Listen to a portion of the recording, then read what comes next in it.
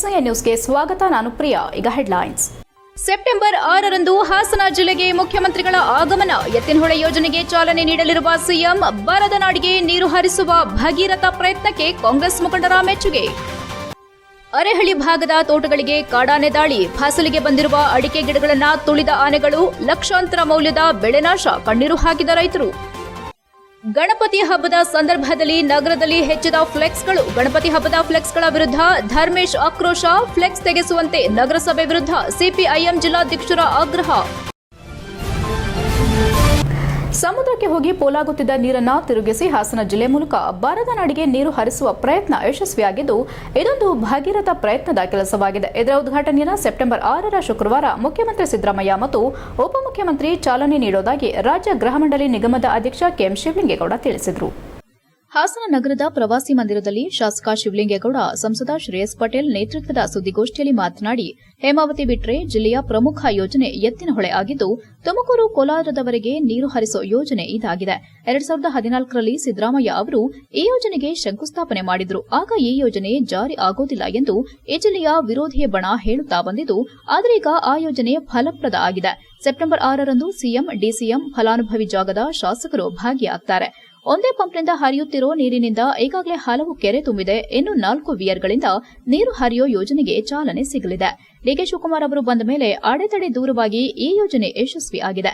ಇದು ಕಾಂಗ್ರೆಸ್ ಸರ್ಕಾರದ ಯೋಜನೆಯಾಗಿದ್ದು, ಸಮುದ್ರಕ್ಕೆ ಹೋಗುತ್ತಿದ್ದ ನೀರನ್ನ ತಿರುಗಿಸಿ ಹರಿಸಲಾಗುತ್ತಿದೆ. ಈ ಮಹತ್ವದ ಯೋಜನೆಯನ್ನ ಜನರಿಗೆ ಅರ್ಪಣೆ ಮಾಡಲು ಸಿಎಂ ಬರ್ತಿದ್ದಾರೆ. ಇದು ಕಾಂಗ್ರೆಸ್ ಸರ್ಕಾರದ ಭಗೀರಥ ಕೆಲಸ. ಈ ಯೋಜನೆಗಾಗಿ ಸಕಲೇಶಪುರದ ಜನ ತ್ಯಾಗ ಮಾಡಿದ್ದಾರೆ. ಬೇಲೂರು ಅರಸೀಕೆರೆ ಭಾಗಕ್ಕೆ ಅನುಕೂಲ ಆಗಲಿದೆ. ಬೇಲೂರು ತಾಲೂಕಿನ ಐದಳ್ಳ ಕಾವಲು ಬಳಿ 5 ಕಿಲೋಮೀಟರ್ ಕೆಲಸ ಆದರೆ ಅರಸೀಕೆರೆಗೂ ನೀರು ಹರಿಯಲಿದೆ ಎಂದರು. ಸಿಎಂ ವಿರುದ್ಧ ಮೂಡಾ ಅಕ್ರಮ ಆರೋಪ ಪ್ರಕರಣ ವಿಚಾರವಾಗಿ ಪ್ರಶ್ನೆಯೊಂದಕ್ಕೆ ಮಾತನಾಡಿ, ಈ ಹಿಂದಿನ ಮೂಡಾ ಆಯುಕ್ತ ದಿನೇಶ್ ಕುಮಾರ್ ಅಮಾನತು ಪ್ರಕರಣ ವಿಚಾರವಾಗಿ ಮಾತನಾಡುತ್ತಾ, ಆಯುಕ್ತ ದಿನೇಶ್ ತಪ್ಪು ಮಾಡಿದ್ದ, ಹಾಗಾಗಿ ಅಮಾನತು ಮಾಡಲಾಗಿದೆ. ಅವನ ಅಮಾನತು ಸರಿಯಾಗಿದೆ. ಶಿವಲಿಂಗೇಗೌಡರು ನನ್ನೇ ವಾದ ಮಾಡಲು ಬಿಡಲಿ, ನಾನು ಕೇಸ್ ಗೆಲ್ಲದೆ ಹೋದ್ರೆ ನಿಮ್ಮ ಮನೆ ಜೀತ ಮಾಡ್ತೇನೆ ಎಂದು ಸವಾಲು ಹಾಕಿದ್ರು. ಸಂಸದ ಶ್ರೇಯಸ್ ಎಂ ಪಟೇಲ್ ಮಾತನಾಡಿ, ಸೆಪ್ಟೆಂಬರ್ 6ರ ಶುಕ್ರವಾರದಂದು ಮುಖ್ಯಮಂತ್ರಿ ಸಿದ್ದರಾಮಯ್ಯ ಅವರು ಸಕಲೇಶಪುರ ತಾಲೂಕಿಗೆ ಆಗಮಿಸಿ ಎತ್ತಿನಹೊಳೆ ಯೋಜನೆಗೆ ಅಧಿಕೃತ ಚಾಲನೆ ನೀಡಲಿದ್ದಾರೆ. ಮಲೆನಾಡು ಭಾಗದಲ್ಲಿ ನೀರು ಹರಿದು ಸಮುದ್ರಕ್ಕೆ ಹೋಗುತ್ತಿತ್ತು. ಇದನ್ನು ತಡೆದು ಇಂದು ಇತರೆ ಜಿಲ್ಲೆಗಳಿಗೆ ಅನುಕೂಲ ಮಾಡಿಕೊಡಲಾಗಿದೆ. ಎತ್ತಿನಹೊಳೆ ಯೋಜನೆಯಲ್ಲಿ ಸಣ್ಣಪುಟ್ಟ ತೊಡಕುಗಳಿದ್ರೆ ಸರಿ ಮಾಡಿಕೊಳ್ಳಲಾಗುವುದು. ದೊಡ್ಡ ಸಮಸ್ಯೆ ಯಾವುದೂ ಇಲ್ಲದಿರುವುದರಿಂದ 100ಕ್ಕೆ 100ರಷ್ಟು ಇದು ಯಶಸ್ವಿಯಾಗಲಿದೆ ಎಂದು ವಿಶ್ವಾಸ ವ್ಯಕ್ತಪಡಿಸಿದರು. ಇನ್ನು ಮೂಡಾ ವಿಚಾರ ಬಂದರೆ ಇದೇ ತಿಂಗಳು 9ಕ್ಕೆ ಪ್ರಕರಣ ಮುಂದೂಡಲಾಗಿದೆ. ಖಚಿತವಾಗಿ ಇದರಲ್ಲಿ ಮುಖ್ಯಮಂತ್ರಿಗಳ ಪಾತ್ರವಿಲ್ಲ. ಸದ್ಯದಲ್ಲೇ ಸತ್ಯಾಂಶ ಹೊರಬರಲಿದೆ ಎಂದರು. ಈ ಸಂದರ್ಭದಲ್ಲಿ ಮಾಜಿ ಶಾಸಕ ಬಿ ಶಿವರಾಮ್, ಕಾಂಗ್ರೆಸ್ ಜಿಲ್ಲಾಧ್ಯಕ್ಷ ಲಕ್ಷ್ಮಣ್, ಪ್ರಚಾರ ಸಮಿತಿ ಅಧ್ಯಕ್ಷ ದೇವರಾಜೇಗೌಡ, ಎಚ್ಕೆ ಮಹೇಶ್, ಬನವಾಸಿ ರಂಗಸ್ವಾಮಿ, ಮುರಳಿ ಮೋಹನ್, ಪಟೇಲ್ ಶಿವಪ್ಪ, ಗೌಡಗೆರೆ ಪ್ರಕಾಶ್, ಶ್ರೀಧರ್ ಗೌಡ ಇತರರು ಉಪಸ್ಥಿತರಿದ್ದರು. HIN news, Hassan. ಅವರು ಜಿಲ್ಲಾಧಿಕಾರಿಗಳು ಇರ್ತಾರೆ, ಅವ್ರು ಇರ್ತಾರೆ, ಮಾಡ್ತಾರೆ. ಅದು ಅಧ್ಯಕ್ಷರನ್ನ ಒಂದು ಮುಖ್ಯಮಂತ್ರಿಗಳು ಈ ಗೊಂದಲ ಬರದೇ ಇದ್ದಿದ್ರೆ ಆಗಿರೋದು. ಈ ಗೊಂದಲ ಬಂದ ಮೇಲೆ ಮುಗಿದ ಮೇಲೆ ಹೌದು. ಈಗ ಏನು ಅವನು ತಪ್ಪು ಮಾಡಿದ್ದ ಸೂಚಿಸಿದೆ. ಅವ್ನು ತಪ್ಪು ಮಾಡಿದ್ದ, ಕರೆಕ್ಟ್ ಅವ್ನು ತೆಗ್ದಿದ್ದ. ನೀವು ನಿನ್ನೆ ದಿವಸ ನಿಮ್ಮ ವಾಹಿನಿಯನ್ನ ನೋಡ್ದೆ ನಾನು. ದೇವರಾಜು ಇಲ್ಲ, ದೇವರಾಜ್ಗೆ ಜಮೀನೇ ಬಂದಿಲ್ಲ. ದೇವರಾಜು ಸುಮ್ನೆ ಡೂಪ್ಲಿಕೇಟ್ ಅಗ್ರಿಮೆಂಟ್ ಮಾಡ್ಕೊಟ್ಟಾನೆ. ಅವರಿಗೆ ಪತ್ರ ಅವರ ಮಿಸಸ್ಗೆ ಬರ್ಕೊಟ್ಟಿದ್ದಾನೆ. ಅವ್ನು ದೇವರಾಜನ್ ಜಮೀನೇ ಅಲ್ಲ ಅಂತ ವಾದ ನಡೀತಿತ್ತು. ನನ್ನ ಹತ್ರಲೇ ದಾಖಲಾತಿದೆ. ದೇವರಾಜನ್ಗೆ ಅಧಿಕಾರ ಕೊಟ್ಟಿರ್ತಕ್ಕಂಥವ್ರು ಅವನ ಮಕ್ಕಳು ಜವರಾಬಿಂದ ನಿಂಗನ ಮಕ್ಕಳಿದಾರಲ್ಲ 3 ಜನ, ಅವ್ರು 3 ಜನ ಸೇರಿ ಅವನಿಗೆ ಪತ್ರವನ್ನ ಪಾರಿಕತ್ ಮಾಡಿಕೊಟ್ಟಿದ್ದಾರೆ. ಯಾರಿಗೆ? ದೇವರಾಜನ್ಗೆ. ನನ್ನ ಹತ್ರ ಇದೆ ಡಾಕ್ಯುಮೆಂಟು. ಮಾಡಿಕೊಟ್ಟು ಅವನು 92ರಲ್ಲಿ ಅವನು 92ರವರೆಗೂ ಮೈಲಾರ ಇಂತ ಇತ್ತು.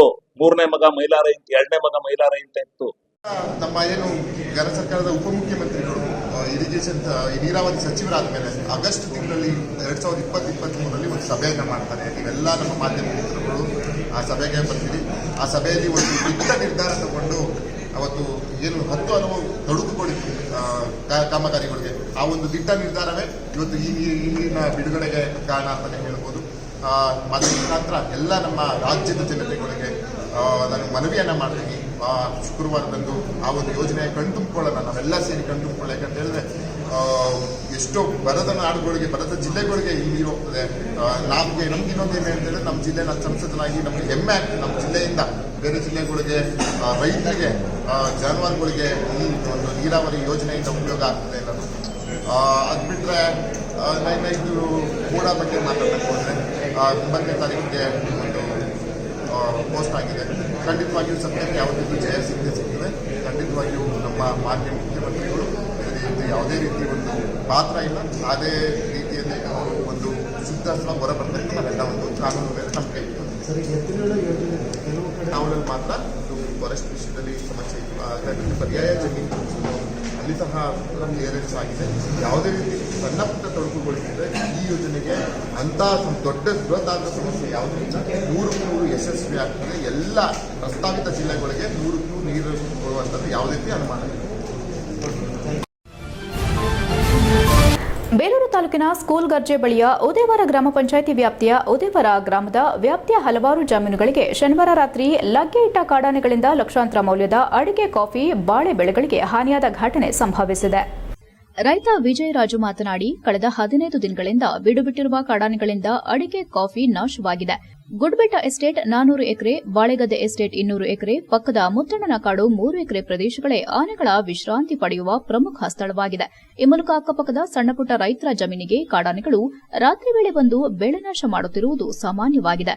ಅನ್ಯ ವ್ಯಕ್ತಿಗಳ ಸುದ್ದಿಯನ್ನ ಕೇಂದ್ರೀಕರಿಸುವ ಇಂದಿನ ಮಾಧ್ಯಮಗಳು ರೈತನ ಸಮಸ್ಯೆಯನ್ನ ಬಿತ್ತರಿಸುವುದರ ಮೂಲಕ ಸರ್ಕಾರದ ಗಮನ ಸೆಳೆದು ಬಡ ರೈತನ ಪರವಾಗಿ ನಿಲ್ಲಬೇಕಾದ ಅನಿವಾರ್ಯತೆ ಇದೆ ಎಂದರು. ಲಕ್ಷಾಂತರ ರೂಪಾಯಿ ಬೆಳೆ ನಷ್ಟಗೊಂಡ ಹಿನ್ನೆಲೆ ರೈತ ಗಿರೀಶ್ ಮಾತನಾಡಿ, ಅಡಿಕೆ ಗಿಡಗಳನ್ನು ನಾಟಿ ಮಾಡಿ 5-6 ವರ್ಷಗಳೇ ಕಳೆದಿವೆ. ಹೊಂಬಾಳೆ ಮಾಡುವಂತಹ ಸಮಯದಲ್ಲಿ ಕಾಡಾನೆಗಳು 1 ಎಕರೆಯಲ್ಲಿದ್ದ ಅಡಿಕೆ ಗಿಡಗಳನ್ನು ಮುರಿದು ಹಾಕಿವೆ. ಹೆಂಡತಿಯ ಒಡವೆಗಳನ್ನು ಖಾಸಗಿ ಬ್ಯಾಂಕಿನಲ್ಲಿಟ್ಟು ಪಡೆದ ಸಾಲದಿಂದ 16 ಲಕ್ಷ ಖರ್ಚು ಮಾಡಿ ಬೆಳೆದ ಕಾಫಿ, ಅಡಿಕೆ ಗಿಡಗಳನ್ನು ರಾತ್ರಿ 20ಕ್ಕೂ ಹೆಚ್ಚಿನ ಕಾಡಾನೆಗಳು ಬಂದು ನಾಶ ಮಾಡಿವೆ.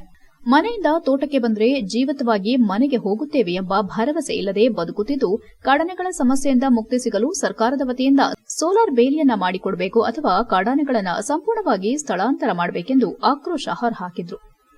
ವಿಚಾರ ತಿಳಿದು ಸ್ಥಳಕ್ಕಾಗಮಿಸಿದ ತಾಲೂಕು ವಲಯ ಅರಣ್ಯಾಧಿಕಾರಿ ಹೇಮಂತ್ ಕುಮಾರ್ ಮಾತನಾಡಿ, ಕಡೆಗರ್ಜಿ ಸುತ್ತಮುತ್ತ ಹಲವು ಕಾಡಾನೆಗಳು ಸಂಚರಿಸುತ್ತಿರುವ ಮಾಹಿತಿ ಇದೆ. ಬೆಳೆ ನಷ್ಟಗೊಂಡ ರೈತರಿಗೆ ಇಲಾಖೆಯ ಮಾನದಂಡದ ಪ್ರಕಾರ ಪರಿಹಾರ ನೀಡುತ್ತಿದ್ದೇವೆ. ತಾತ್ಕಾಲಿಕವಾಗಿ ಒಂದೆಡೆ ಇರುವ ಕಾಡಾನೆಗಳನ್ನು ರಾತ್ರಿ ವೇಳೆ ಬೇರೆಡೆಗೆ ಆನೆ ಕಾರ್ಯಪಡೆ ತಂಡದವರು ಓಡಿಸುತ್ತಾರೆ. ಬೆಳೆ ನಷ್ಟದ ಕುರಿತು ಮೇಲಾಧಿಕಾರಿಗಳ ಗಮನಕ್ಕೆ ತಂದು ಕಾಡಾನೆ ನಿಯಂತ್ರಣದ ಬಗ್ಗೆ ಚರ್ಚಿಸುತ್ತೇನೆ. ನಾನು ಬಂದು ಕೆಲವು ತಿಂಗಳುಗಳಾಗಿರೋದ್ರಿಂದ 21 ಲಕ್ಷ ರೂಪಾಯಿಗಳ ಪರಿಹಾರವನ್ನು ರೈತರಿಗೆ ಈಗಾಗಲೇ ನೀಡಲಾಗಿದೆ ಎಂದರು. ಈ ವೇಳೆ ಕೆಜೆ ಸಿದ್ದಪ್ಪ, ರಾಜಪ್ಪ, ಮಂಜಪ್ಪ, ಮಲ್ಲೇಶ್, ಕೆಎಂ ಸಿದ್ದಪ್ಪ, ಅರಣ್ಯ ಇಲಾಖೆ ಸಿಬ್ಬಂದಿಗಳು ಹಾಜರಿದ್ದರು. HCN news, Belur. ಇತ್ಯಾದಿ ಎಲ್ಲ ಬೆಳೆಗಳನ್ನು ಸಹ ದಿನನಿತ್ಯ ಬಂದು ಲೂಟಿ ಮಾಡಿ ಹಾಳು ಮಾಡ್ತಾ ಇದ್ದಾವೆ. ಇದ್ರ ಬಗ್ಗೆ ನಾವು ಮಾಧ್ಯಮಗಳಿಗೆ ನಾವು ವಿಚಾರ ತಿಳಿಸಿದಾಗ ಅವರು ಸಹ ಇಲ್ಲಿ ಬಂದು ಸ್ಥಳ ಪರಿಶೀಲನೆ ಮಾಡಿದಾಗ ಅವರು ಸಹ ತುಂಬ ನೊಂದು ಈ ವಿಚಾರಗಳನ್ನು ನೀವೇ ಮಾತಾಡಿ, ನಾವು ಹೋಗಿ ಹೇಳೋದಕ್ಕಿಂತಲೂ ನೀವು ಮಾತಾಡ್ತಕ್ಕಂತಹದ್ದು ಒಳ್ಳೆಯದು ಅಂತಕ್ಕಂಥ ವಿಚಾರನ ಅವ್ರು ನನಗೆ ಹೇಳಿದ್ರಿಂದ ಈ ವಿಚಾರಗಳನ್ನು ತಮ್ಮ ಗಮನಕ್ಕೆ ತರ್ತಾ ಇದ್ದೀನಿ. ಈ ವಿಚಾರ ಸರ್ ನಮ್ಮಂಗೆ ಅವರು ರೈತರ ಮಕ್ಕಳು, ಯಾಕೆ ಗೊತ್ತಾ, ಅವರು ಎಜುಕೇಷನ್ ಮಾಡಿ ಕೆಲಸಕ್ಕೆ ಹೋಗಿದ್ದಾರೆ. ಅವರು ರೈತರ ಮಕ್ಕಳು, ಅವ್ರಿಗೂ ಕಷ್ಟ ಸುಖ ಅನ್ನೋದು ಬೇಕು. ಸುಖದ ಸುಪ್ಪತ್ತಿಗೆಯಲ್ಲಿ ಯಾವುದು ಕಾಣಲ್ಲ ಸರ್, ಕಷ್ಟ ಬಂದಾಗಲೇ ಕಾಣೋದು. ನಾವು ಕೈ ಕಟ್ಕೊಂಡಾಗಲೇ ನಮಗೆ ಏನು ಅನ್ನೋದು ಗೊತ್ತಾಗೋದು. ಅಂಥದ್ರಾಗೆ ನಮ್ಮ ಲೆಕ್ಕ ಮಾಡಿ ಹಾಕಿದ್ದೀನಿ ಸರ್ 600 ಗಿಡ. ಇಡೀ ಸರ್ಕಾರ ಬಂದು ನೋಡಿದ್ರು ಲೆಕ್ಕ ಮಾಡಿದ್ರು ನಾನು 600 ಗಿಡದ ಮೇಲೇ ಹೋಗಿದ್ದಾರೆ. ನಾವೇನು ಸರ್ ಹೆಂಗೆ ಜೀವನ ಮಾಡೋದು ಹೇಳಿ ಸರ್? ಇವತ್ತಿನ ಸಂಬಳ ಎಷ್ಟು, ಇವತ್ತಿನ ಕೂಲಿ ಎಷ್ಟು ಜನಗಳಿಗೆ? ನೀವೇ ಯೋಚನೆ ಮಾಡಿ ನಮಗೊಂದು ಇದು ವ್ಯವಸ್ಥೆ ಮಾಡಿಕೊಡ್ಬೇಕು. ಇಲ್ಲ ಸೋಲಾರ್ ನೀವು ಮಾಡಿಕೊಡ್ಬೇಕು. ಹಾಂ ಸರ್. ಕಡಗಜ್ಜೆಯ ಸಿದ್ದಯ್ಯ ಮತ್ತು ರೈತರದ ಕಾಫಿ ತೋಟ ಮತ್ತು ಅಡಿಕೆ ತೋಟಗಳನ್ನು ಕಾಡಾನೆ ರಾತ್ರಿ ಬಂದು ಅವಳಿ ಮಾಡಿದೆ. ಒಂದು 12 ಆನೆಗಳು ಬಂದು ಹಾಳು ಮಾಡಿದೆ. ಒಟ್ಟು 28 ಆನೆಗಳಲ್ಲಿ 12 ಆನೆ ಕಡಗಜ್ಜಲಿದೆ. ಇನ್ನು ಬಾಕಿ ಆನೆಗಳು ಬೇಲೂರು ಹೋಗಿದೆ. ನಾನೇ ಸ್ಥಳಕ್ಕೆ ನಾನು ಮತ್ತು ನಮ್ಮ BF ಲೋಕೇಶ್, ಅರುಣ್ ಬಂದು ನೋಡಿದ್ದೀವಿ. ರೈತರಿಗೆ ಇಲಾಖೆ. ಹಾಸನ ನಗರದ ವಿವಿಧ ಭಾಗಗಳಲ್ಲಿ ಗಣಪತಿ ಹಬ್ಬದ ಸಂದರ್ಭ ಹಾಕಲಾಗಿರುವ ಫ್ಲೆಕ್ಸ್ಗಳಲ್ಲಿರುವ ಬರವಣಿಗೆ ವಿರುದ್ಧ ಸಿಪಿಐಎಂ ಜಿಲ್ಲಾ ಕಾರ್ಯದರ್ಶಿ ಧರ್ಮೇಶ್ ಆಕ್ರೋಶ ಹೊರಹಾಕಿದ್ದಾರೆ. ಹಾಸನದಲ್ಲಿ ಮಾತನಾಡಿದ ಸಿಪಿಐಎಂ ಜಿಲ್ಲಾ ಕಾರ್ಯದರ್ಶಿ ಧರ್ಮೇಶ್, ಗೌರಿ ಗಣೇಶ ಹಬ್ಬ ಸಮೀಪದಲ್ಲಿದ್ದು ಈ ಹಬ್ಬ ಎಲ್ಲರೂ ಸಂಭ್ರಮ ಸಡಗರದಿಂದ ಆಚರಿಸುವ ಹಬ್ಬ. ಸ್ವತಂತ್ರ ಹೋರಾಟದಲ್ಲಿ ಎಲ್ಲರನ್ನ ಒಟ್ಟಿಗೆ ಬೆಸೆದಿದ್ದ ಹಬ್ಬವಾಗಿದೆ. ಈ ಹಬ್ಬವನ್ನ ಕೆಲವರು ವಿಚ್ಛಿದ್ರಕಾರಿ ಶಕ್ತಿಗಳು ಕೋಮುವಾದಿ ಚಟುವಟಿಕೆಗಳಿಗೆ ಬಳಸಿಕೊಳ್ಳುತ್ತಿರುವುದು ದುರದೃಷ್ಟಕರ ಸಂಗತಿ ಎಂದರು. ಹಬ್ಬದ ಸಲುವಾಗಿ ಹಾಸನ ನಗರದಲ್ಲಿ ದೊಡ್ಡ ದೊಡ್ಡ ಫ್ಲೆಕ್ಸ್ಗಳನ್ನು ಹಾಕಲಾಗಿದ್ದು ಅದರಲ್ಲಿ ಹಿಂದೂ ಸಾಮ್ರಾಜ್ಯ ಹಿಂದೂ ಎಂದು ಘರ್ಜಿಸಿ ಹೇಳು, ಹಿಂದುತ್ವಕ್ಕಾಗಿ ಮರಣ ಎಂಬ ಬರವಣಿಗೆ ಇದ್ದು ಹಬ್ಬಕ್ಕೂ ಈ ಫ್ಲೆಕ್ಸ್ನಲ್ಲಿ ಬರೆದು ಹಾಕಿರೋದಕ್ಕೂ ಏನು ಸಂಬಂಧ ಎಂದು ಪ್ರಶ್ನಿಸಿದ್ರು. ನಾಗರಿಕ ಸಮಾಜದಲ್ಲಿ ಕಾನೂನು, ಸಂವಿಧಾನ ಇದೆ. ಇವೆಲ್ಲ ನೋಡಿದ್ರೆ ಯಾರನ್ನ ಟಾರ್ಗೆಟ್ ಮಾಡುವ ಉದ್ದೇಶ ಇದರಲ್ಲಿ ಅಡಗಿದೆ ಎಂದು ಅನುಮಾನಿಸಿದ್ರು. ಇವೆಲ್ಲ ಸರಿಯಾದುದಲ್ಲ. ಸಾಮಾಜಿಕ ಸ್ವಾಸ್ಥ್ಯ ಹಾಳು ಮಾಡುವುದು ಕೆಲ ಸಂಘಟನೆಯ ಉದ್ದೇಶವಾಗಿದೆ. ಎಷ್ಟು ದೊಡ್ಡ ಫ್ಲೆಕ್ಸ್ ಹಾಕಲು ನಗರಸಭೆ ಏಕೆ ಪರ್ಮಿಷನ್ ಕೊಟ್ಟಿದೆ? ಕಲಾಭವನದಲ್ಲಿ ಕಾರ್ಯಕ್ರಮ ಮಾಡೋದಾಗಿ ಹೇಳಿದ್ದು ಇಲ್ಲಿ ಸರ್ಕಾರಿ ಕಾರ್ಯಕ್ರಮ ನಡೆಯಬೇಕು, ಖಾಸಗಿ ಕಾರ್ಯಕ್ರಮ ಮಾಡಲು ಅವಕಾಶ ಏಕೆ ಕೊಡಬೇಕೆಂದ ಅವರು ಇಂತಹ ಪ್ರವೃತ್ತಿಗೆ ಕಡಿವಾಣ ಹಾಕಬೇಕೆಂದು ಜಿಲ್ಲಾಡಳಿತ ಹಾಗೂ ನಗರಸಭೆಗೆ ಸಲಹೆ ನೀಡಿದ್ರು. ಇಂತಹ ಫ್ಲೆಕ್ಸ್ಗಳನ್ನು ತೆಗೆಸಿ ಎಂದು ಮನವಿ ಮಾಡಿದ್ರು. ಗೌರಿ ಗಣೇಶ ಫೋಟೋ ಹಾಕಿ ಶುಭಾಶಯ ಇರಲಿ, ಇಂತಹ ಹೇಳಿಕೆ ಉಳ್ಳ ಫ್ಲೆಕ್ಸ್ ತೆಗೆಸುವಂತೆ ಆಗ್ರಹಿಸಿದ್ರು. ಸೆಪ್ಟೆಂಬರ್ 4ರ ಬುಧವಾರದಂದು ಜಿಲ್ಲಾಧಿಕಾರಿ ಕಚೇರಿಗೆ ಹೋಗಿ ಡಿಸಿ ಅವರಿಗೆ ಮನವಿ ಕೊಡಲಾಗುವುದೆಂದು ತಿಳಿಸಿದರು. HCN news Hassan. ಇನ್ನೊಂದು ವಿಷಯ ಪ್ರಸ್ತಾಪ ಮಾಡಿದೆ. ಈಗ ಗೌರಿ ಗಣೇಶ ಹಬ್ಬ ಬರ್ತಾ ಇದೆ. ಗೌರಿ ಗಣೇಶ ಹಬ್ಬ ಅನ್ನೋದು ಎಲ್ರಿಗೂ ಒಂದು ಸಂಭ್ರಮ, ಸೌಹಾರ್ದತೆಯನ್ನ ಸಾರ್ತಕ್ಕಂಥ ಹಬ್ಬ. ಸ್ವತಂತ್ರ ಹೋರಾಟ ಸಂದರ್ಭದಲ್ಲಿ ಎಲ್ಲರೂ ಕೂಡ ಎಲ್ಲರನ್ನು ಬೆಸಲಿಕ್ಕೆ ಮಾಡುವಂತ ಹಬ್ಬ. ಸೊ ಆ ಹಬ್ಬವನ್ನ ಇವತ್ತು ಕೆಲವು ವಿಚಿದ್ರಕಾರಿ ಶಕ್ತಿಗಳು ಒಂದು ಕೋಮುವಾದಿ ಚಟುವಟಿಕೆ ಬಳಸ್ಕೊಳ್ತಾ ಇರ್ತಕ್ಕಂಥ ಹಾಸನದಲ್ಲಿ ಆ ಹಬ್ಬನ ಗುರಿಯಾಗಿ ಇಟ್ಕೊಂಡು ದೊಡ್ಡ ದೊಡ್ಡ ಫ್ಲೆಕ್ಸ್ಗಳನ್ನ ಹಾಕಲಾಗಿದೆ. ಹಿಂದೂ ಸಾಮ್ರಾಜ್ಯ, ಹಿಂದೂ ಅಂತ ಗರ್ಜಿಸಿ ಹೇಳು, ಹಿಂದುತ್ವಕ್ಕಾಗಿ ಮರಣ. ಅಂದ್ರೆ ಹಬ್ಬಕ್ಕೂ ಇದಕ್ಕೂ ಏನ್ ಸಂಬಂಧ ಅನ್ನೋದು ನಮ್ಮ ಪ್ರಶ್ನೆ. ಹಬ್ಬ ಅನ್ನೋದು ಸಂಭ್ರಮಾಚರಣೆ ಮಾಡಿ, ಗರ್ಜಿಸಿ ಯಾಕೆ ಹೇಳ್ಬೇಕು? ಗರ್ಜನೆ ಮಾಡೋದು ಕಾಡಲ್ಲಿ ಹುಲಿ ಸಿಂಹಗಳು ಗರ್ಜನೆ ಮಾಡೋದು, ಅದು ಕಾಡಿನ. ನಾವು ನಾಗರಿಕ ಸಮಾಜ ಬರುತ್ತೆ, ಇಲ್ಲಿ ಕಾನೂನಿದೆ, ಈ ಸಂವಿಧಾನ. ಸೊ ನಾನು ಹಿಂದೂ ಅಂತ ಗರ್ಜನೆ ಮಾಡೋದ್ರಲ್ಲಿ ಯಾವ ಅಗತ್ಯನೂ ಕೂಡ ಇಲ್ಲ. ಅದ ಅರ್ಥ ಏನು ಅಂದ್ರೆ ಯಾರಿಗೂ ಟಾರ್ಗೆಟ್ ಮಾಡ್ತಕ್ಕಂಥ ಉದ್ದೇಶ ಸ್ಪಷ್ಟವಾಗಿ ನೇರವಾಗಿ ಕಾಣಿಸ್ತದೆ. ಸೊ ಇದು ಸರಿಯಾದಲ್ಲ. ಒಂದು ಸಾಮಾಜಿಕ ಸಾಮರಸ್ಯವನ್ನ, ಸ್ವಾಸ್ಥ್ಯವನ್ನ ಹಾಳು ಮಾಡ್ತಕ್ಕಂಥ ಕೆಲಸ ಇವತ್ತು ಕೆಲವು ಸಂಘಟನೆಗಳು ಮಾಡ್ತಾ ಇದ್ದಾರೆ. ಮತ್ತೆ ಅಷ್ಟು ದೊಡ್ಡ ಫ್ಲೆಕ್ಸ್ಗಳ ಹಾಕಲಿಕ್ಕೆ ನಗರಸಭೆ ಯಾಕೆ ಪರ್ಮಿಷನ್ ಕೊಟ್ಟಿದೆ? ಯಾರಿಗೂ ಪರ್ಮಿಷನ್ ಕೊಡ್ತಾ ಇಲ್ಲ. ಆದ್ರೆ ಇಷ್ಟೊಂದು ದೊಡ್ಡ ದೊಡ್ಡ ಫ್ಲೆಕ್ಸ್ಗಳು ಹಾಕ್ತಾರೆ. ಆಮೇಲೆ ಕಲಾಭವನದಲ್ಲಿ ನಾವು ಕಾರ್ಯಕ್ರಮ ಮಾಡ್ತೀವಿ ಅಂತ ಕೇಳ್ತಾರೆ. ಕಲಾಭವನ ಅನ್ನೋದು ನಾವು ಇನ್ನೂ ಕೂಡ ಪ್ರಶ್ನೆ ಮಾಡಿದ್ವಿ, ಅದು ಸರ್ಕಾರಿ ಇಲಾಖೆ. ಅಲ್ಲಿ ಒಂದು ಖಾಸಗಿ ಮಾಡ್ಲಿಕ್ಕೆ ಅವಕಾಶ ಯಾಕೆ ಕೊಡ್ತಾರೆ ಅನ್ನುವಂಥ. HCN ನ್ಯೂಸ್ನಲ್ಲಿ ಈಗ ಒಂದು ಪುಟ್ಟ ಬ್ರೇಕ್. ನಮಸ್ಕಾರ ಹಾಸನ. ನಿಮ್ಮ ಯೂನಿಲೈಟ್ ಸಾದರಪಡಿಸುತ್ತಿದೆ ಗಣೇಶ ಚತುರ್ಥಿ ಮಹೋತ್ಸವದ ಧಮಾಕ ಸೇಲ್. ಈ ಗಣೇಶ ಹಬ್ಬದ ಪ್ರಯುಕ್ತ 0% ಬಡ್ಡಿ ದರದಲ್ಲಿ ಹಾಗೂ 0 ಡೌನ್ ಪೇಮೆಂಟ್ ಸುಲಭ ಮಾಸಿಕ ಕಂತುಗಳಲ್ಲಿ ನಿಮ್ಮ ನೆಚ್ಚಿನ ಗೃಹೋಪಯೋಗಿ ವಸ್ತುಗಳಾದ LED TV, refrigerator, washing machine, kitchen appliances ಹಾಗೂ ಮೊಬೈಲ್ ಫೋನ್ಗಳನ್ನು ನಿಮ್ಮದಾಗಿಸಿಕೊಳ್ಳುವ ಸದಾವಕಾಶ.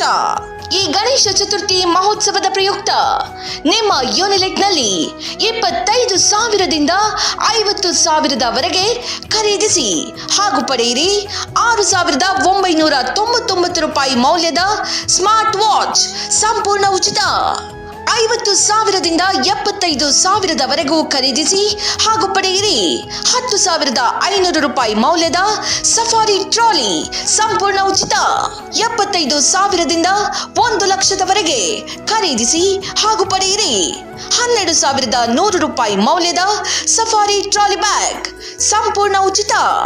1,00,000ದ ಮೇಲೆ ಖರೀದಿಸಿ ಹಾಗೂ ಪಡೆಯಿರಿ 15,395 ರೂಪಾಯಿ ಮೌಲ್ಯದ ಫಿಲಿಪ್ಸ್ ಕ್ಯಾಮೆರಾ ಮತ್ತು ಸಫಾರಿ ಟ್ರಾಲಿ ಬ್ಯಾಗ್ ಉಚಿತ. ನಿಮ್ಮ ಯೂನಿಲಿಟ್ನಲ್ಲಿ ಎಲ್ಲ ಪ್ರಮುಖ ಕ್ರೆಡಿಟ್ ಕಾರ್ಡ್ಗಳ ಮೇಲೆ ಪಡೆಯಿರಿ 26,000ವರೆಗೂ ಕ್ಯಾಶ್ ಬ್ಯಾಕ್ ಹಾಗೂ %7.5ರವರೆಗೆ ಕ್ಯಾಶ್ ಬ್ಯಾಕ್ HDFC ಕಾರ್ಡ್ಗಳ ಮೇಲೆ. ಈ ಗಣೇಶ ಚತುರ್ಥಿ ಮಹೋತ್ಸವದ ಪ್ರಯುಕ್ತ ನಿಮ್ಮ ಯೂನಿಲಿಟ್ನಲ್ಲಿ ನಿಮ್ಮ ಹಳೆಯ ಗೃಹೋಪಯೋಗಿ ವಸ್ತುಗಳನ್ನು ಎಕ್ಸ್ಚೇಂಜ್ ಮಾಡಿ ಹಾಗೂ ಪಡೆಯಿರಿ 15,000ವರೆಗೂ ಎಕ್ಸ್ಚೇಂಜ್ ಮೊತ್ತ. ಈ ಗಣೇಶ ಚತುರ್ಥಿ ಮಹೋತ್ಸವದ ಪ್ರಯುಕ್ತ ನಿಮ್ಮ ಯೂನಿಲಿಟ್ನಲ್ಲಿ ನಮ್ಮ ಎಲ್ಲ ಗೃಹೋಪಯೋಗಿ ವಸ್ತುಗಳ ಮೇಲೆ ಅತ್ಯಂತ ಕಡಿಮೆ ದರ ಹಾಗೂ ನಿಶ್ಚಿತ ಉಡುಗೊರೆಗಳು. ಹಿಂದೆ ಭೇಟಿ ಕೊಡಿ ನಿಮ್ಮ ಯೂನಿಲೈಟ್ ಸ್ಟೋರ್ಗೆ. ನಮ್ಮ ವಿಳಾಸ ಯೂನಿಲೈಟ್ ಅಪ್ಲಯನ್ಸಸ್, ಜುವೆಲ್ ರಾಕ್ ಹೋಟೆಲ್ ಎದುರು, BM ರಸ್ತೆ, ಹಾಸನ. ದೂರವಾಣಿ ಸಂಖ್ಯೆ 9900032412.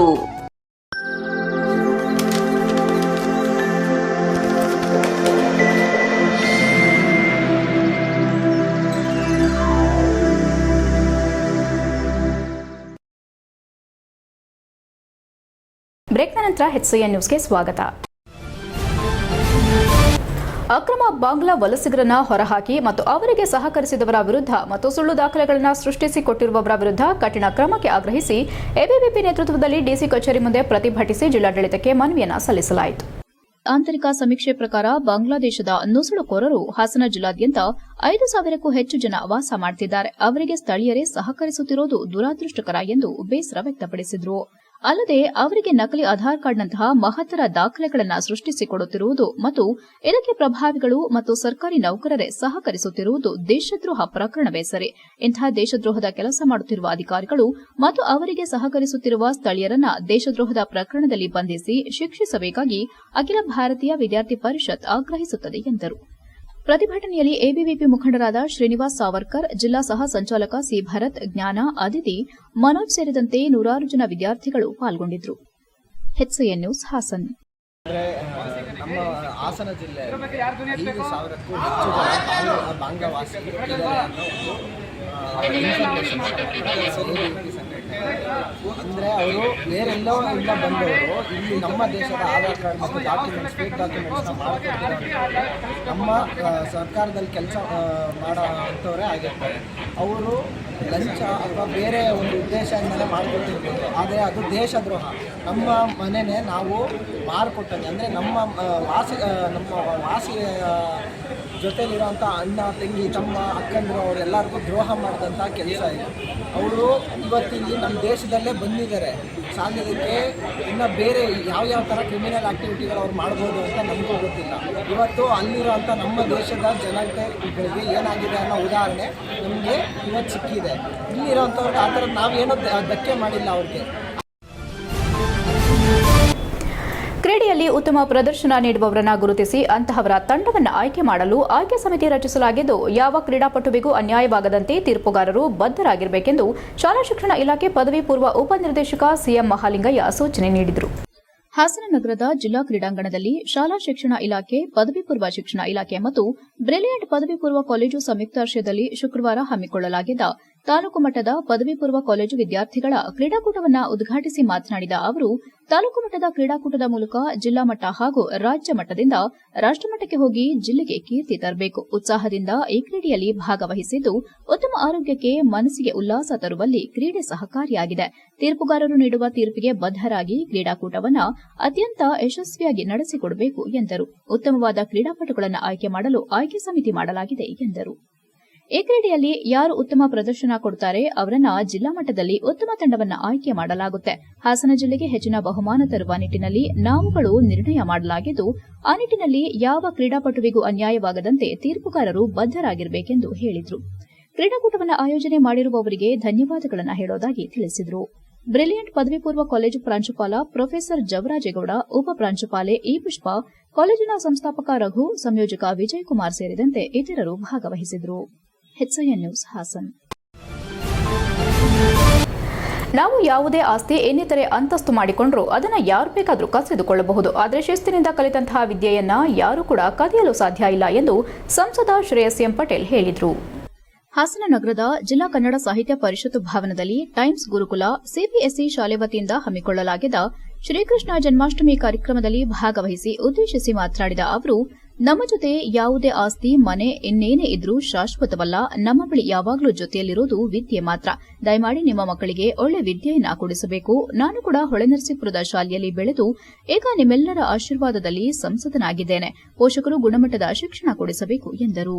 ಟೈಮ್ಸ್ ಗುರುಕುಲ ಒಳ್ಳೆ ಶಿಕ್ಷಣವನ್ನ ಮಕ್ಕಳಿಗೆ ನೀಡುತ್ತಾ ಬಂದಿದ್ದು, ಇಂತಹ ಉತ್ತಮ ಶಾಲೆಯು ನಮ್ಮ ಹೊಳೆನರಸೀಪುರ ತಾಲೂಕಿನಲ್ಲೂ ಹಾಗೂ ಜಿಲ್ಲೆಯ 7 ತಾಲೂಕಿನಲ್ಲೂ ಕೂಡ ಪ್ರಾರಂಭಿಸಿ ಎಂದು ಕೋರಿದ್ರು. ಮಕ್ಕಳು ಕೃಷ್ಣ ರಾಧೆಯರ ವೇಷ ಹಾಕಿರೋದನ್ನ ನೋಡಿದ್ರೆ ಸಂತೋಷವಾಗುತ್ತೆ. ಕೃಷ್ಣ ಚರಿತ್ರೆಯನ್ನ ನೋಡಿದ್ರೆ ಪ್ರತಿಯೊಬ್ಬರಲ್ಲೂ ಕೂಡ ಭಕ್ತಿಯ ಮನಸ್ಸು ಬರುತ್ತೆ. ಹಾಸನದ ಎಲ್ಲಾ ವಾರ್ಡ್ಗಳಲ್ಲೂ ಮತ್ತು ಗ್ರಾಮದಲ್ಲಿ ಏನೇ ಸಮಸ್ಯೆ ಇದ್ರೂ ಕೂಡ ಬಗೆಹರಿಸುವ ಕೆಲಸವನ್ನ ಪ್ರಾಮಾಣಿಕವಾಗಿ ಮಾಡ್ತೇನೆ ಎಂದು ವಿಶ್ವಾಸ ವ್ಯಕ್ತಪಡಿಸಿದರು. ನಿಮ್ಮೆಲ್ಲರ ಸಹಕಾರದಲ್ಲಿ ಜಿಲ್ಲೆ ಅಭಿವೃದ್ಧಿಗೆ ಹೆಚ್ಚಿನ ಗಮನ ಕೊಡಲಾಗುವುದು ಎಂದರು. ಕಾರ್ಯಕ್ರಮದಲ್ಲಿ ಇದಕ್ಕೂ ಮೊದಲು ಸಂಸದರು ಜಿಲ್ಲಾ ಕನ್ನಡ ಸಾಹಿತ್ಯ ಪರಿಷತ್ತು ಭವನದ ಮುಖ್ಯ ದ್ವಾರದಲ್ಲಿ ಇಡಲಾಗಿದ್ದ ಮಡಿಕೆಯನ್ನ ಕಾಯಿಯಿಂದ ಒಡೆಯುವ ಮೂಲಕ ಚಾಲನೆ ನೀಡಿದ್ರು. ಪುಟಾಣಿ ಮಕ್ಕಳು ಶ್ರೀಕೃಷ್ಣ ರಾಧೆಯ ವೇಷ ಧರಿಸಿ ಹಾಡಿಗೆ ಹೆಜ್ಜೆ ಹಾಕಿ ಗಮನ ಸೆಳೆದರು. ಟೈಮ್ಸ್ ಗುರುಕುಲ ಸಿಬಿಎಸ್ಇ ಶಾಲೆ ಅಧ್ಯಕ್ಷ ಎಬಿ ಸುರೇಂದ್ರ ಕುಮಾರ್, ಪ್ರಾಂಶುಪಾಲರಾದ ಉಮಾ ಎಸ್ ಪಾಟೀಲ್, ಗಿರಿಧರ್ ಶ್ಯಾಮದಾಸ್ ಸ್ವಾಮೀಜಿ, ಆಡಳಿತಾಧಿಕಾರಿಗಳಾದ ಸೂರ್ಯ ಮತ್ತು ವೆಂಕಟೇಶ್ ಇತರರು ಉಪಸ್ಥಿತರಿದ್ದರು. HCN news Hassan. ಯಾಕಂದ್ರೆ ಒಂದು ಕೃಷ್ಣ ಜನ್ಮಾಷ್ಟಮಿಯನ್ನ ಇಷ್ಟು ಅದ್ಭುತವಾಗಿ ಮಾಡಿರೋದಕ್ಕೆ ನನಗೆ ತುಂಬಾ ಮೆಚ್ಚುಗೆ ಆಗಿದೆ. ನಮ್ಗೆ ತುಂಬಾ ಖುಷಿ ಆಗ್ತದೆ ಇದನ್ನ ನೋಡ್ತಾ ಇದ್ರೆ. ನಮ್ಮ ಶಾಲೆಯ ದಿನಗಳೆಲ್ಲ ನೆನಪಾಗ್ತವೆ. ಜೊತೆಗೆ ಮುಂದಾಗಿ ಮಕ್ಕಳೆಲ್ಲ ಚೆನ್ನಾಗಿ ತಯಾರಾಗಿ ಬಂದಿದ್ದಾರೆ. ಒಂದು ದಿನ ಎಲ್ಲ ಮಕ್ಕಳ ಜೊತೆ ಕಳಿಬೇಕು ಅಂತ ನಮಗೂ ಸಹ ಆಸೆ ಇದೆ. ಆದ್ರೆ ಕಾರ್ಯಕ್ರಮದ ಒತ್ತಡಗಳಿಂದ ನಾನು ಸಹ ಬೇರೆ ಕಾರ್ಯಕ್ರಮಕ್ಕೆ ಹೋಗ್ಬೇಕಾಗ್ತದೆ. ನಿಮ್ಮೆಲ್ಲರಲ್ಲಿ ಒಂದು ಮನವಿ, ಯಾವುದೇ ಪೋಷಕರಿಗೆ ನಾನು ಕೇಳೋದು ಒಂದೇ ಮನವಿ, ನಮ್ಮ ಜೊತೆ ಯಾವುದೇ ಆಸ್ತಿ ಆಗಿರ್ಬೋದು, ಮನೆ ಬಂಗ್ಲೆ ಸೈಟ್ ಯಾವುದು ಬರಲ್ಲ, ನಮ್ಮ ಜೊತೆ ಬರೋದು ಒಂದೇ, ಅದು ವಿದ್ಯೆ. ದಯಮಾಡಿ ಮಕ್ಕಳಿಗೆ ಒಳ್ಳೆ ವಿದ್ಯೆ ಕೊಡ್ಸಿ ನನ್ನ ಕೈ ಮುಗಿ ಹೇಳ್ತೀನಿ. ಯಾಕಂತ ಹೇಳಿದ್ರೆ ನಾನು ಸಹ ಒಂದು ನಮ್ಮ ಅಜ್ಜಿಯವರು ನನ್ನನ್ನ ಸಾಕಿದ್ದು ಚಿಕ್ಕದ್ರಲ್ಲಿ. ನಮ್ಮ ತಂದೆ, ನಾನು 2ನೇ ಕ್ಲಾಸ್ ಇದ್ದಾಗ ನಮ್ಮ ತಂದೆ ನಾವು ಕಳ್ಕೊಂಡ್ವಿ.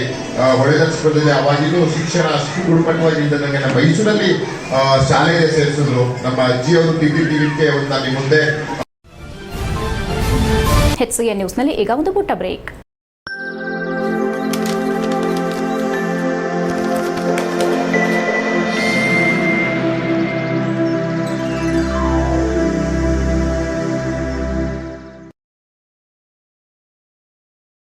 ಬ್ರೇಕ್ನ ನಂತರ HCN ನ್ಯೂಸ್ಗೆ ಸ್ವಾಗತ. ಸಿಟಿಗಳು ಬೆಳೆಯುತ್ತಾ ಪ್ರಸ್ತುತದಲ್ಲಿ ಹಳ್ಳಿಗಳೆಲ್ಲ ಲೇಔಟ್ಗಳಾಗಿ ಪರಿವರ್ತನೆಗೊಳ್ಳುತ್ತಿದ್ದು, ಹಳ್ಳಿಗಳಲ್ಲಿ ಸಿಗುತ್ತಿದ್ದ ಹಸಿರು ಮರೆಯಾಗುತ್ತಿರುವುದು ಬೇಸರದ ಸಂಗತಿ ಎಂದು ಪ್ರಧಾನ ಹಿರಿಯ ಸಿವಿಲ್ ನ್ಯಾಯಾಧೀಶ KM ಪುಟ್ಟಸ್ವಾಮಿ ಅಭಿಪ್ರಾಯ ವ್ಯಕ್ತಪಡಿಸಿದರು. ಹಾಸನ ನಗರದ ಸಮೀಪ ಕೊರಬಂಗ್ಲಾದ ಸಮುದಾಯ ಭವನದಲ್ಲಿ ಹಸಿರು ಭೂಮಿ ಪ್ರತಿಷ್ಠಾನ, ಗ್ರಾಮ ಸ್ವರಾಜ್ ಸಮಿತಿ ಇವರ ಸಂಯುಕ್ತಾಶ್ರಯದಲ್ಲಿ ಹಮ್ಮಿಕೊಳ್ಳಲಾಗಿದ್ದ ಸ್ವಚ್ಛತೆ ಕಾರ್ಯಕ್ರಮದಲ್ಲಿ ಭಾಗವಹಿಸಿ ಮಾತನಾಡಿದ ನ್ಯಾಯಾಧೀಶರು, ಗ್ರಾಮದಲ್ಲಿರುವ ದೇವಸ್ಥಾನ, ರಂಗಮಂದಿರ, ಕಲ್ಯಾಣಿ ನೋಡಿದ್ರೆ ನಮಗೆ ಬಾಲ್ಯದ ನೆನಪುಗಳು ಮರುಕಳಿಸುತ್ತವೆ. ಗ್ರಾಮಗಳಲ್ಲಿ ಜಾತ್ರೆ, ಹಬ್ಬಗಳು ಸೇರಿದಂತೆ ಸಂಪ್ರದಾಯದ ವಿಶೇಷ ಪೂಜೆಗಳು ಎಲ್ಲವೂ ಇದ್ದೇ ಇರುತ್ತೆ.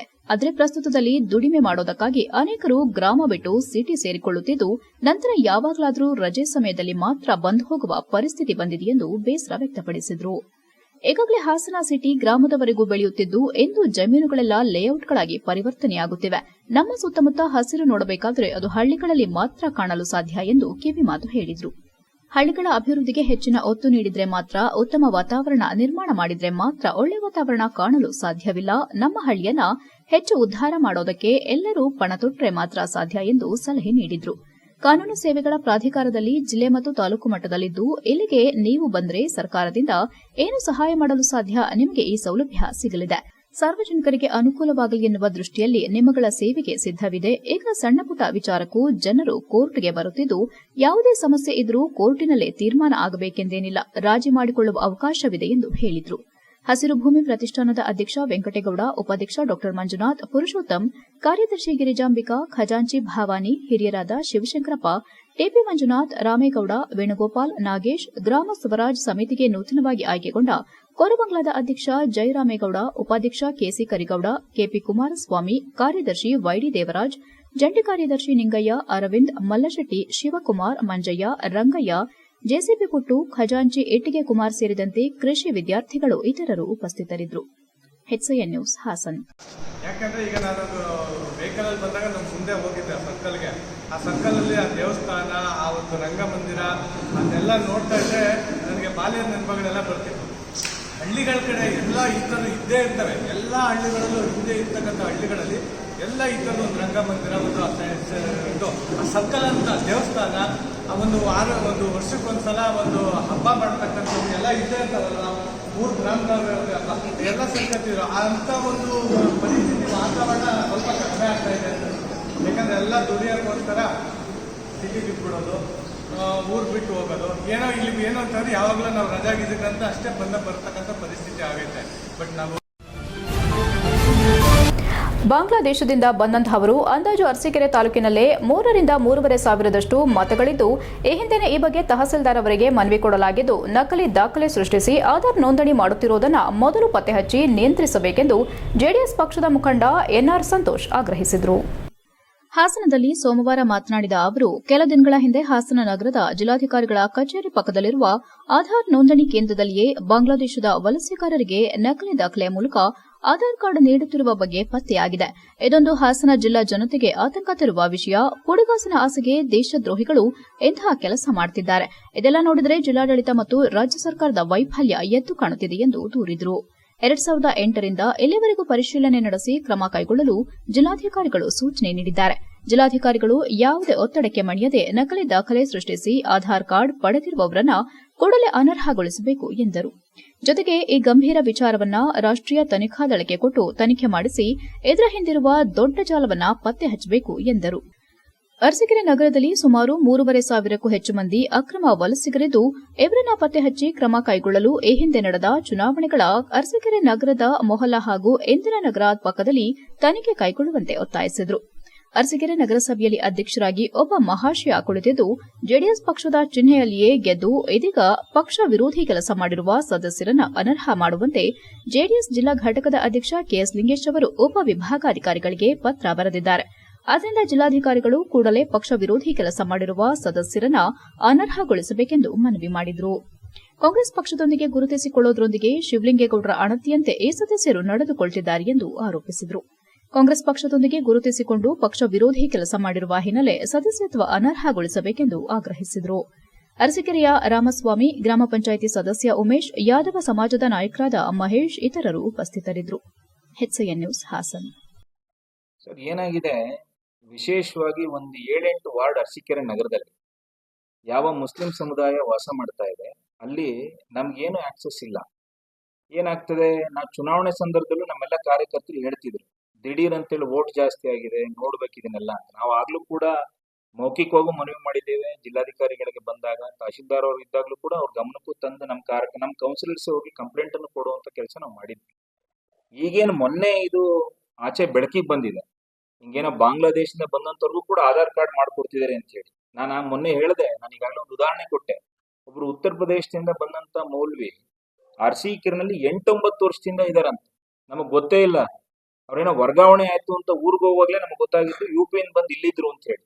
ಆ ಒಳಗೆ ಹೋಗೋದಕ್ಕೆ ಬರೋದಕ್ಕೆ ಅಲ್ಲಿ ಯಾರಿದ್ದಾರೆ ಏನೂ ಗೊತ್ತಾಗ್ತಾ ಇಲ್ಲ. ಇದು ಸಂಪೂರ್ಣವಾದ ತನಿಖೆ ಆಗ್ಬೇಕಿದು. ನಾನು ನೇರವಾಗಿ ಜಿಲ್ಲಾಧಿಕಾರಿಗಳಿಗೆ ಮತ್ತು ರಾಜ್ಯ ಸರ್ಕಾರಕ್ಕೆ ಮನವಿ ಮಾಡುವಂತದ್ದು, ಇದೊಂದು ಗಂಭೀರವಾದಂತ ವಿಷಯ. ಇದು ಬೇರೆಲ್ಲ ಪ್ರಕರಣದ ರೀತಿಯಲ್ಲಿ ತನಿಖೆ ನಡೆಯುತ್ತೆ ಬಿಡು ಅಂತ ನೋಡುವಂತ ವಿಷಯ ಅಲ್ಲ. ದಿವಂಗತ ಜೀವೋ ಮಹಂತಪ್ಪ ಅವರ ನೆನಪಿನಲ್ಲಿ ಹಾಸನ ಜಿಲ್ಲಾ ದಲಿತ ಮತ್ತು ಜನಪರ ಚಳುವಳಿಗಳ ಒಕ್ಕೂಟದಿಂದ ಸೆಪ್ಟೆಂಬರ್ 5ರಂದು ಗುರುವಾರ ಸಂಜೆ 4 ಗಂಟೆಗೆ ಡಾಕ್ಟರ್ ಬಿಆರ್ ಅಂಬೇಡ್ಕರ್ ಭವನದಲ್ಲಿ ಶ್ರದ್ಧಾಂಜಲಿ ಮತ್ತು ನುಡಿನಮನ ಕಾರ್ಯಕ್ರಮ ಹಮ್ಮಿಕೊಳ್ಳಲಾಗಿದೆ ಎಂದು ದಲಿತ ಸಂಘಟನೆಯ ಹಿರಿಯ ಮುಖಂಡ HK ಸಂದೇಶ್ ಹೇಳಿದರು.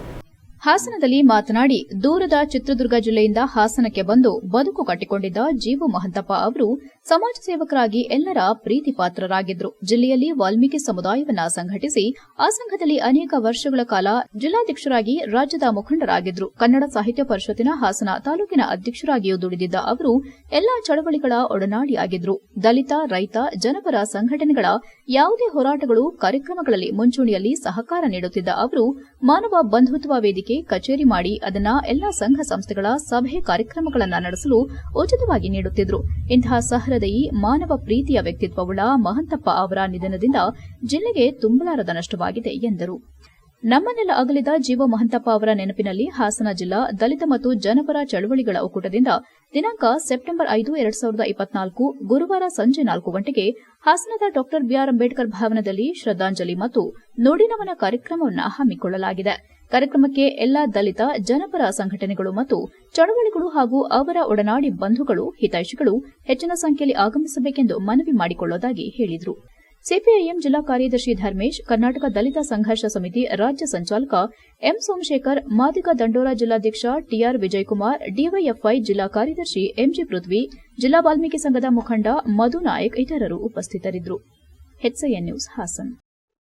ನಮ್ಮೊಟ್ಟಿಗೆ ಸುಮಾರು ದಲಿತ ಸಂಘರ್ಷ ಸಮಿತಿ ಒಟ್ಟಿಗೆ ಸುಮಾರು 25-30 ವರ್ಷಗಳ ಕಾಲ ಒಡನಾಟವನ್ನು ಹೊಂದಿದ್ದರು. ಅವರು ಚಿತ್ರದುರ್ಗ ಜಗಳೂರು ತಾಲೂಕು ಚಿತ್ರದುರ್ಗ ಜಿಲ್ಲೆಯವರಾದರೂ ಕೂಡ ಅವರ ಕರ್ಮಭೂಮಿ ಹಾಸನ ಜಿಲ್ಲೆ ಆಗಿತ್ತು. ಆಮೇಲೆ ಮನುಷ್ಯ ಎಷ್ಟು ಪ್ರಗತಿಪರವಾಗಿ ಚಿಂತನೆ ಮಾಡ್ತಿದ್ರು ಅಂತ ಹೇಳಿದ್ರೆ, ಯಾವುದೇ ಸಭೆ ಸಮಾರಂಭ ಇರಲಿ, ಅದು ಯಾರದೇ ವಿಚಾರ ಇರಲಿ, ತಾನು ಅಲ್ಲಿ ಭಾಗವಹಿಸೋ ಒಂದು ದೊಡ್ಡ ಗುಣವನ್ನ ಮಹಾಂತಪ್ಪರು ಹೊಂದಿದ್ರು. ಮನುಷ್ಯನಿಗೆ ಸತ್ತಾಗ ಹೊಗಳೋದು ಜಾಸ್ತಿ, ಆಮೇಲೆ ಸುಮ್ಮನೆ ಅವ್ರನ್ನ ದೇವ್ರು ಮಾಡೋದು ಜಾಸ್ತಿ ಸಮಾಜ. ಆದರೆ ಅವರ ನಡೆ ಮತ್ತು ನುಡಿನಲ್ಲಿ ತುಂಬಾ ಹತ್ತಿರವಾದ ಸಂಬಂಧವನ್ನ ಹೊಂದಿದ್ರು ಅಂತ ನಾವು ಅನೇಕ ಪ್ರಕರಣಗಳನ್ನ ಗಮನಿಸಿದ್ವಿ. ಅವರು ಮಾನವ ಬಂಧುತ್ವ ವೇದಿಕೆಯನ್ನ ಎಲ್ಲ ರೈತರು, ದಲಿತರು, ಕಾರ್ಮಿಕರು, ಮಹಿಳೆಯರು, ನಿವೃತ್ತ ನೌಕರರ ಸಂಘಕ್ಕೆ, ಆಮೇಲೆ ತಳಭಾಗದ ಬ್ಯಾಕ್ವರ್ಡ್ ಕಮ್ಯುನಿಟಿ ಅವರ ಸಭೆ ಸಮಾರಂಭಗಳಿಗೆ ಅದನ್ನ ಮೀಸಲಾಗಿಟ್ಟಂತ ಸುಮಾರು ತಿಂಗಳಿಗೆ 20,000 ಬಾಡಿಗೆಯನ್ನ ಕೊಟ್ಟು ಆ ಎಲ್ಲ ಸಮುದಾಯದವರು ಕೂಡ ಅದನ್ನ ಬಳಸ್ಕೋಬೇಕು ಅಂತ ಹೇಳಿ ತಾನು ಅತ್ಯಂತ ಪ್ರಾಮಾಣಿಕ ಸೇವೆಯನ್ನ ಮಾಡಿದ್ರು. HCN ನ್ಯೂಸ್ನಲ್ಲಿ ಈಗ ಒಂದು ಪುಟ್ಟ ಬ್ರೇಕ್. ಹಾಸನದಲ್ಲಿ 28 ವರ್ಷಗಳಿಂದ ಜನತೆಗೆ ಅತ್ಯುತ್ತಮವಾದ ವೈದ್ಯಕೀಯ ಸೇವೆಯನ್ನು ನೀಡುತ್ತಿರುವ Hemavathi multi specialty hospital Hassan. ನಮ್ಮಲ್ಲಿ ದಿನದ 24 ಗಂಟೆಯೂ ಆಕ್ಸಿಡೆಂಟಲ್ ಇಂಜುರೀಸ್ ಮತ್ತು ಎಮರ್ಜೆನ್ಸಿ ಸರ್ವಿಸ್ಗಳನ್ನು ಹೊಂದಿದೆ. ಹೇಮಾವತಿ ಆಸ್ಪತ್ರೆಯ ಡಾಕ್ಟರ್ ನಿಖಿಲ್ ಆರ್ಭಟ್ ರವರು MS ಆರ್ಥೋಪೆಡಿಕ್ನಲ್ಲಿ ಚಿನ್ನದ ಪದಕ ಪಡೆದು ಸಿಂಗಾಪುರ್ ಜನರಲ್ ಹಾಸ್ಪಿಟಲ್ನಲ್ಲಿ ಫೆಲೋಶಿಪ್ ಇನ್ ಜಾಯಿಂಟ್ ರಿಪ್ಲೇಸ್ಮೆಂಟ್ ಸರ್ಜರಿಯ ಪದವಿ ಪಡೆದು ಸೇವೆಯನ್ನ ಸಲ್ಲಿಸಿರುತ್ತಾರೆ.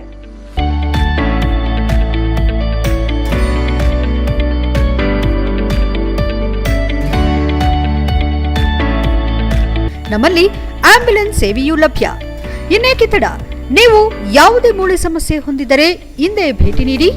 ಹೇಮಾವತಿ ಮಲ್ಟಿ ಸ್ಪೆಷಾಲಿಟಿ ಹಾಸ್ಪಿಟಲ್, ಉತ್ತರ ಬಡಾವಣೆ, ಹಾಸನ. ಬ್ರೇಕ್ನ ನಂತರ HCN ನ್ಯೂಸ್ಗೆ ಸ್ವಾಗತ. ಸುಪ್ರೀಂ ಕೋರ್ಟ್ ತೀರ್ಪಿನಂತೆ ರಾಜ್ಯ ಸರ್ಕಾರ ಪರಿಶಿಷ್ಟ ಮೀಸಲಾತಿಯಲ್ಲಿ ಒಳ ಮೀಸಲಾತಿ ಅನುಷ್ಠಾನಗೊಳಿಸಲು ದಸಂಸ ಆಗ್ರಹಿಸಿದೆ. ಪರಿಶಿಷ್ಟರ ಮೀಸಲಾತಿ ವರ್ಗೀಕರಣ ಜರೂರಾಗಿ ಜಾರಿ ಮಾಡಲು ಆಗ್ರಹಿಸಿ ರಾಜ್ಯಾದ್ಯಂತ ಎಲ್ಲಾ ಜಿಲ್ಲೆಗಳಲ್ಲಿ ಸೆಪ್ಟೆಂಬರ್ 9ರಂದು ಜಿಲ್ಲಾಧಿಕಾರಿಗಳ ಕಚೇರಿ ಮುಂದೆ ಬೃಹತ್ ಪ್ರತಿಭಟನೆ ಮೆರವಣಿಗೆ ಮಾಡಿ ಆಯಾ ಜಿಲ್ಲೆಯ ಜಿಲ್ಲಾಧಿಕಾರಿಗಳ ಮೂಲಕ ಮುಖ್ಯಮಂತ್ರಿಗೆ ಮನವಿ ಸಲ್ಲಿಸಲಾಗುವುದೆಂದು ಕರ್ನಾಟಕ ದಲಿತ ಸಂಘರ್ಷ ಸಮಿತಿ ರಾಜ್ಯಾಧ್ಯಕ್ಷ ಡಾಕ್ಟರ್ ಎನ್ ಮೂರ್ತಿ ತಿಳಿಸಿದರು. ಹಾಸನದಲ್ಲಿ ಮಾತನಾಡಿ, ಪರಿಶಿಷ್ಟರ ಮೀಸಲಾತಿ ಪರಿಶಿಷ್ಟ ಜನಾಂಗದ 101 ಜಾತಿಗಳಲ್ಲಿ ಸಮನಾಗಿ ಹಂಚಿಕೆಯಾಗಿಲ್ಲ. ಆತಂಕ ಹಾಗೂ ಅಸಹನೆಯಾಗಿ 30 ದಶಕಗಳಿಂದ ರಾಜ್ಯಾದ್ಯಂತ ನಿರಂತರವಾಗಿ ಹೋರಾಟಗಳು ನಡೆಯುತ್ತಿದೆ. ಹೋರಾಟದಲ್ಲಿ ಹಲವಾರು ಹೋರಾಟಗಾರರು ಜೀವನ ಹಾಗೂ ಬದುಕನ್ನೇ ಕಳೆದುಕೊಂಡಿದ್ದಾರೆ ಎಂದರು. ಇತ್ತೀಚೆಗೆ ಸರ್ಕಾರವು ಮುಖ್ಯಮಂತ್ರಿ ಸಿದ್ದರಾಮಯ್ಯ ನೇತೃತ್ವದಲ್ಲಿ ಸಹ ಸಚಿವ ಸಂಪುಟದ ಸಭೆಯ ತೀರ್ಮಾನದಂತೆ ದಿನಾಂಕ 2024 ಜನವರಿ 17ರಂದು ಪರಿಶಿಷ್ಟ ಜಾತಿ ಪಂಗಡ ಮೀಸಲಾತಿಯ ವರ್ಗೀಕರಣ ಮಾಡಲು ಕೇಂದ್ರ ಸರ್ಕಾರಕ್ಕೆ ಶಿಫಾರಸು ಮಾಡಿದೆ. ಇದೀಗ ಸುಪ್ರೀಂ ಕೋರ್ಟ್ 7 ನ್ಯಾಯಾಧೀಶರ ಪೀಠವು ಪರಿಶಿಷ್ಟರ ಮೀಸಲಾತಿ ವರ್ಗೀಕರಣ ಮಾಡಲು ರಾಜ್ಯ ಸರ್ಕಾರಕ್ಕೆ ಸಂವಿಧಾನದತ್ತ ಅಧಿಕಾರವಿದೆ ಎಂದು ತೀರ್ಪು ನೀಡಿದೆ. ಆದರೆ ತೀರ್ಪು ಬಂದು 9 ದಿನ ಕಳೆದರೂ ಮುಖ್ಯಮಂತ್ರಿ ಸಿದ್ದರಾಮಯ್ಯ ಸರ್ಕಾರ ದಿವ್ಯ ನಿರ್ಲಕ್ಷ್ಯ ತಾಳಿ ಅನುಷ್ಠಾನಗೊಳಿಸಲು ಮೀನಾಮೇಷ ಮಾಡುತ್ತಿದೆ ಎಂದು ದೂರಿದರು. ಈ ನಿಟ್ಟಿನಲ್ಲಿ ಕರ್ನಾಟಕ ದಲಿತ ಸಂಘರ್ಷ ಸಮಿತಿ ದಿನಾಂಕ 9/9/2024ರಂದು ರಾಜ್ಯದ ಎಲ್ಲಾ ಜಿಲ್ಲೆಗಳಲ್ಲಿ ಜಿಲ್ಲಾಧಿಕಾರಿಗಳ ಕಚೇರಿಗೆ ಬೃಹತ್ ಪ್ರತಿಭಟನಾ ಮೆರವಣಿಗೆ ನಡೆಸಿ ರಾಜ್ಯ ಸರ್ಕಾರಕ್ಕೆ ಹಾಗೂ ಮುಖ್ಯಮಂತ್ರಿ ಸಿದ್ದರಾಮಯ್ಯ ಅವರಿಗೆ ಮನವಿ ರವಾನಿಸಲಾಗುವುದು. ಬೆಂಗಳೂರಿನಲ್ಲಿ ಸಹ ಇದೇ ದಿನ ಫ್ರೀಡಂ ಪಾರ್ಕ್ನಿಂದ ಮುಖ್ಯಮಂತ್ರಿ ಅವರ ನಿವಾಸಕ್ಕೆ ಬೃಹತ್ ಪ್ರತಿಭಟನಾ ರ್ಯಾಲಿ ನಡೆಸಿ ಮನವಿ ಸಲ್ಲಿಸಲಾಗುವುದು. ಕರ್ನಾಟಕ ದಲಿತ ಸಂಘರ್ಷ ಸಮಿತಿ ಜಿಲ್ಲಾಧ್ಯಕ್ಷ ಧರ್ಮ ನಾಕಲಗೂಡು, ಕರವೇ ಜಿಲ್ಲಾ ಉಪಾಧ್ಯಕ್ಷ ದೇವರಾಜ್, ಆಟೋ ಚಾಲಕರ ಜಿಲ್ಲಾಧ್ಯಕ್ಷ ಮಂಜುನಾಥ್, ನಿರ್ದೇಶಕ ಬಯಲು ಹೊನ್ನಯ್ಯ ಇತರರು ಉಪಸ್ಥಿತರಿದ್ದರು. HCN news Hassan. ಸಂಘರ್ಷ ಸಮಿತಿಯಲ್ಲಿ ಕಳೆದ 5 ದಶಕಗಳಿಂದ ವಿಕ್ಷಣಪ್ಪರೊಟ್ಟಿಗೆ ಸ್ಥಾಪಕನಾಗಿ ನಾನು ಕೆಲಸ ಮಾಡ್ಕೊಂಬಂದಿದ್ದೇನೆ.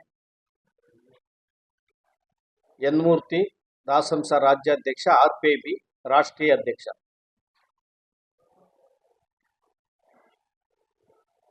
ಪರಿಶಿಷ್ಟ ಜಾತಿಗಳಲ್ಲಿ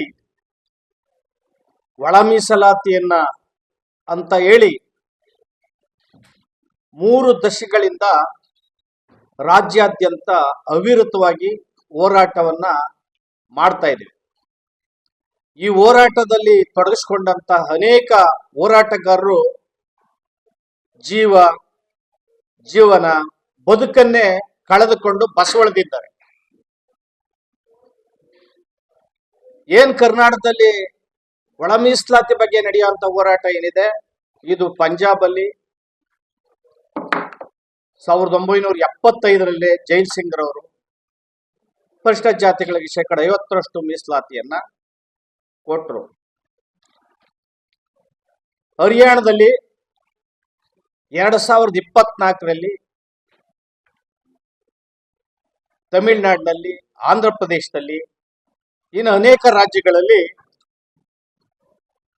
ಈ ಹೋರಾಟದ ಮೇಲೆ ಅನೇಕ ಆಯೋಗಗಳಾಗಿದ್ದಾವೆ. ಹಲವು ರಾಜ್ಯಗಳ ಸುಪ್ರೀಂ ಕೋರ್ಟ್ಗಳು ತೀರ್ಪುಗಳನ್ನ ಪ್ರಕಟಿಸಿದೋ.